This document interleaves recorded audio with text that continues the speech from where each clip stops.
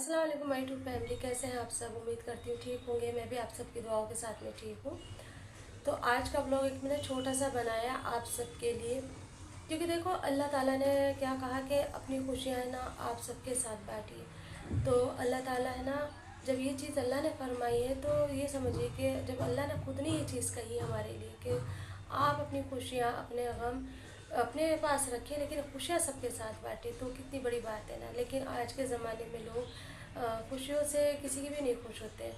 तो इसीलिए हम किसी से नहीं बता सकते ना। तो बहुत सारी चीज़ें हम अपने अल्लाह से बात कर सकते हैं, अपने अल्लाह को अपने रब को बता सकते हैं। मेरी ज़िंदगी के अंदर भी कुछ इस तरह से हुआ था जो मैं आज आप लोगों के साथ शेयर करने जा रही हूँ। पता है क्या हुआ कि जब मैं काफ़ी साल तलक मतलब काफ़ी साल मैंने अपनी ज़िंदगी के अपनों को एक नाम कर दिए, और समझिए कि बचपन से मैंने अपनी ज़िंदगी के नाम अपने जो भी पल थे अपनी ज़िंदगी अपने अपनों के नाम कर दी थी। फिर उसमें से मेरे पास तो कुछ भी नहीं आया, कोई पल मेरे पास नहीं आया। दूसरों के लिए जीती थी, नमाज़ भी पढ़ती थी, लेकिन नमाज में वो लज्जत नहीं थी, वो बात नहीं थी, और वो मज़ा ही नहीं आता था। ज़िंदगी के अंदर है ना हमेशा एक भारीपन और एक घबराहट, रोना, ये सारी चीज़ें मेरे साथ रहती थी। मैं बहुत ज़्यादा रोया भी करती थी। जब मुझे वक्त मिलता तो मैं अल्लाह से फ़रियाद भी करती थी कि अल्लाह मेरी ज़िंदगी में कोई एक अच्छा पल नहीं है जिसे मैं इंजॉय करूँ। हाँ, मेरे हस्बैंड जब आ जाते थे ना तो वो 2 महीने मेरे नाम के होते थे, लेकिन उसमें भी मेरे लिए कुछ ना कुछ खड़ा ही रहता था। वो 2 महीने मैं बहुत मुश्किल से अपने हस्बैंड के अपनी फैमिली के साथ गुजारती थी। लेकिन फिर उसके बाद है ना अचानक ही बस एक दिन ऐसा हुआ कि कोई मेरी ज़िंदगी में ऐसा आया, उसने मुझसे बताया कि तुम्हें ना इस्तिग़फ़ार करो। और मैंने उससे बताया कि मैं ना बहुत परेशान रहती हूँ। मैं तो बस मैंने ना इस्तिग़फ़ार का मतलब मैंने कई बार आप लोगों के साथ में शेयर करा है कि ज़िंदगी में मेरे कैसे शामिल हुआ, लेकिन उस दिन मैं बहुत ज़्यादा परेशान थी और मैं समझ नहीं पा रही थी कि आज मैं क्या करूँ, इस मुश्किल से मैं कैसे निकलूँ।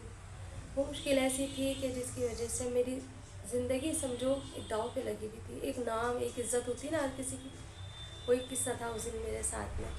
तो खैर मैंने अपना इस्तिग़फ़ार पढ़ना शुरू करा।